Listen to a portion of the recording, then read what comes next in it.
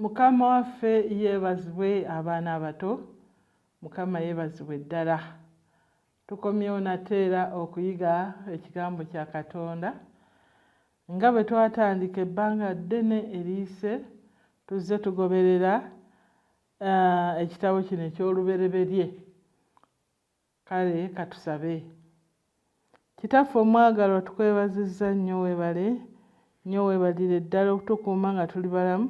Tusaba ebigambo bye tugenda okuwulira olwaleero bitwongere okutegeera, bitwongere mu bulamu obw'omwoyo, tweyongereko eddaala era tweyongere okutegeera, tube n'amagezi mu linnya lya Yesu Kristo Mukama waffe.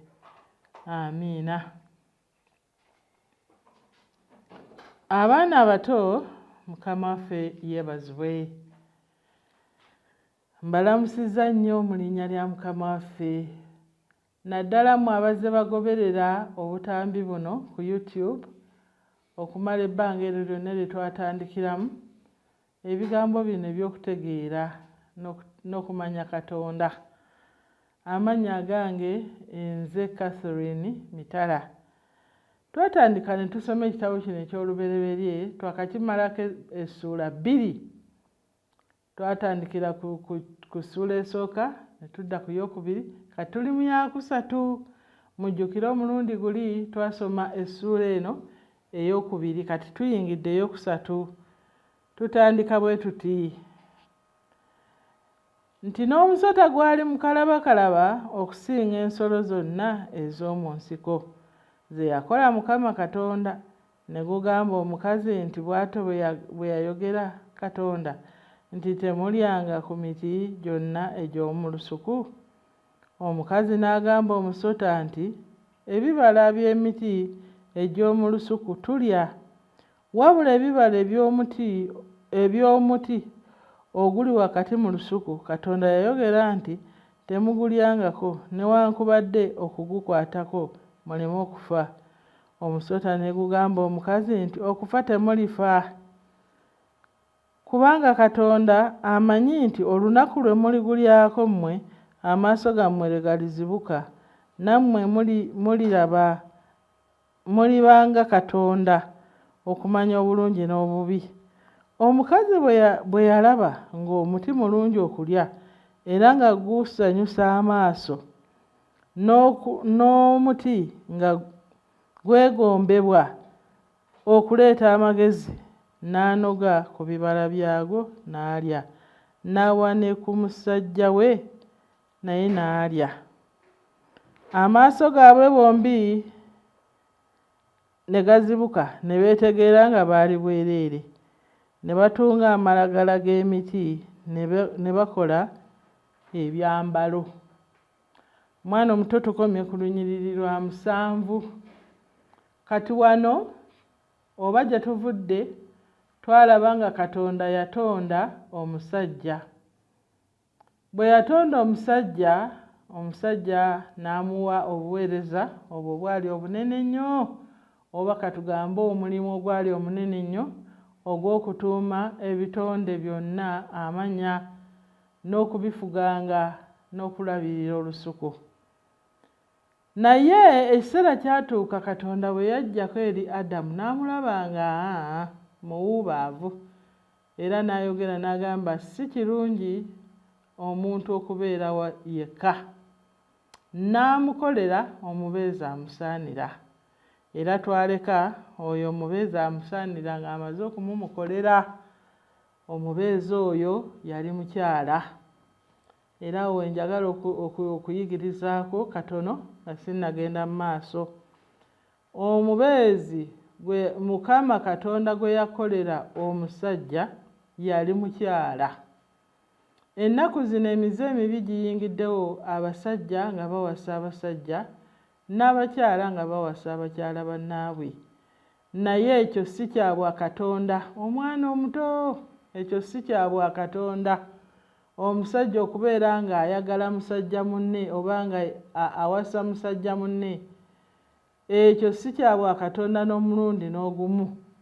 Katonda yatonda omusajja n'omukazi omukazi abeere omusajja, omukazi abeere mukyala w'omusajja. Ekyo Katonda kye yatonda. Naye abantu oba katugambe Setaani n'ettima lye ayigiriza abantu ebikolwa ebirala ebiwakanya Katonda. Era njagala kugamba nti buli kikolwa bwe kityo, omusajja okuwasa musajja munne oba omukyala okuwasa mukyala munne, kuwakanya Katonda. Kuwakanya Katonda kubanga ekyo si kye yatonda. Setaani alina olugezigezi era ayagala nnyo okukopperera. Ayagala nnyo okulaga nti naye akozeewo akapya. N'addira omusajja naye n'awasa musajja munne n'alowooza nti ako kapya nnyo.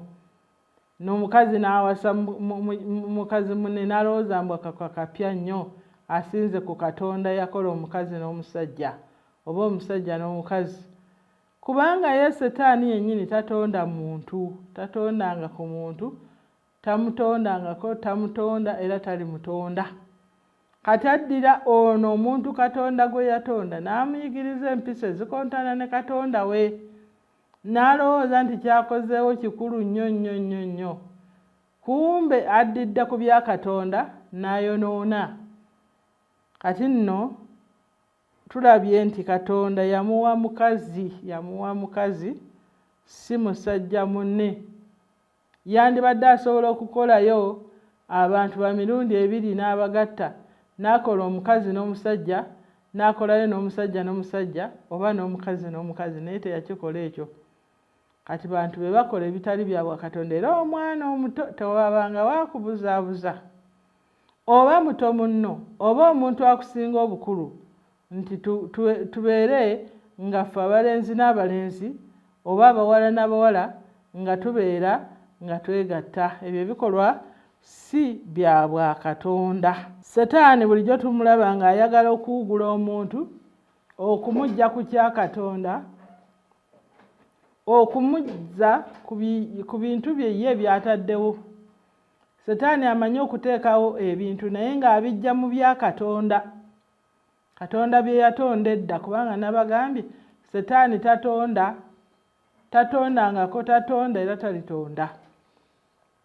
Kati olw'okuba Setaani mulabe wa Katonda, addira ebya Katonda n'agamba kambyonoone, n'alaga eno mu bantu ng'akozeewo akapya, kumbe akoppye ekya Katonda. Era na wano bwe gwali nti omusota gwali mukalabakalaba okusinga ensolo zonna ez'omu nsiko ze yakola Mukama Katonda. Mujjukire Mukama Katonda yakola ensolo ez'omu nsiko n'ez'awaka, era twakisoma ku mulundi guli. Yakola ensolo ezibeera mu nsiko n'ez'awaka. Naye waaliwo ekitonde ekimu bakiyita musota.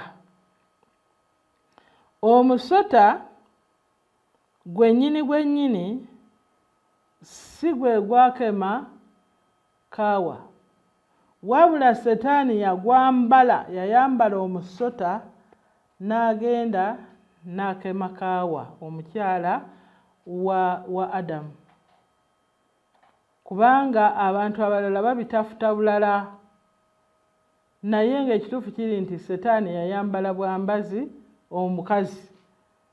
Yayambala bwambazi omusota ng'alina ekigendererwa ekyokubeera nga akema omukazi. Kubanga ye Setaani yali yagobwa mu ggulu. Setaani mu lubereberye teyali Setaani.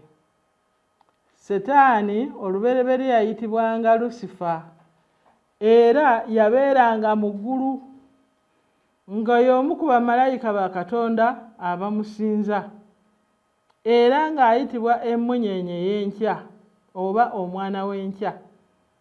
Erinnya lye lyali Lusifa. Kati Lusifa oyo gwe bayita Setaani n'ayawakanya Katonda, n'ayagala okuwakanya Katonda, ne yeekolera manifesto ye n'agamba nti oba Katonda atudde ku mukono gwa ddyo, nze nja kutuula ku gwa kkono, era entebe yange nja giyimusa nnyo esinge entebe z'abamalayika bonna. yayagala okuwakanya ekya Katonda, yayagala okufuga Katonda. Mbagambye Setaani awakanya nnyo Katonda by'atonze okuviira ddala mu ggulu. Katonda ye Katonda, talina Katonda mulala. Oba Katonda teri muntu yenna oba kintu kyonna kimusinga. Naye Setaani yavaayo n'agamba nze nja kumusinga, nja kulinnyisa n'entebe yange okusinga eyiye. Era munnange n'akema kimu kyakusatu eky'abamalayika, Katonda n'atamuganya kubeera mu ggulu nate, kubanga ye Katonda tawakanyizibwa. Katonda tafuga na kitonde kirala kyonna. Katonda afuga yekka. Ati munnange bw'akituukako ekyo, Katonda n'amugoba mu ggulu n'amusuula ku nsi. Kati omuntu agenda okutondebwa ku nsi nga Setaani ye baamusuula dda, taliyo mu ggulu wabula ng'ali ku nsi. Kaakati n'amanya nti abantu bano ababiri, Kaawa ne bbaawe Adamu, balina omukwano mungi ne Katonda. Ate nga naye yagulozaako mu ggulu n'agamba bano nja bajjako engeri y'okutya Katonda, kubanga Katonda tayagala abantu abamuwakanya. Kati nange ekyo kye nakozesa kye nja okukozesa ku bano. Mwana omuto otegedde waawo? Setaani yamanya omukwano ogwali wakati w'abantu bano ababiri ne Katonda, ne gumuluma nnyo kubanga naye yali avudde mu ggulu ng'amanyi omukwano gwa Katonda. Naye olw'okuba baamugoba n'agusubwa, n'agamba ŋŋenda kubayiiya. N'anoonya ani ku bo gw'anaayitamu. N'atasobola kuyita mu Adamu kubanga Adamu jjukira Katonda yamusomesa. Ate ye Adamu n'asomesa mukyala we ebikwata ku lusuku era ebikwata ku muti guli ogwabagaanibwa okulya. Kati Setaani yennyini n'ayambala omusota kubanga yamanya omusota gwali gunyirira era gwali mukalabakalaba okusinga ensolo zonna ez'omu nsiko. Gwali mukalabakalaba. Omuntu omukalabakalaba yakulimbalimba n'akukozesa ekintu ekikyamu naye ye nga ekituufu akimanyi. Omukalabakalaba ng'ayagala okukusuula, ayagala owakanye kye baakugamba, oyo ye Setaani. Omusota gwali mukalabakalaba. Kati Setaani n'anoonyayo ekitonde ekinaamwanguyira oba ekinaayanguwa okukwatagana ne Kaawa. Era bwe yatunulatunula yalabayo Wamusota, nga Wamusota anyirira, nga Wamusota muwanvu akoma eri. Omusota okuva edda n'edda gwatambuzanga ebigere era nga gwogera. Kaakati n'aguyitamu, nayeebuuzisa omukazi nti kazi Katonda bw'atyo bwe yabagamba nti temulyanga ku muti gwonna ogw'omu lusuku. Omuntu omukalabakalaba yakubuuza ekintu ky'amanyi naye ng'akivuunise ng'ayagala kuwangula. Setaani yamanya bulungi ekituufu nti abantu bano balya, kubanga yabalabanga nga balya era yabalaba nga batondebwa era yabalaba nga Katonda abagamba temulyanga ku muti ogwo.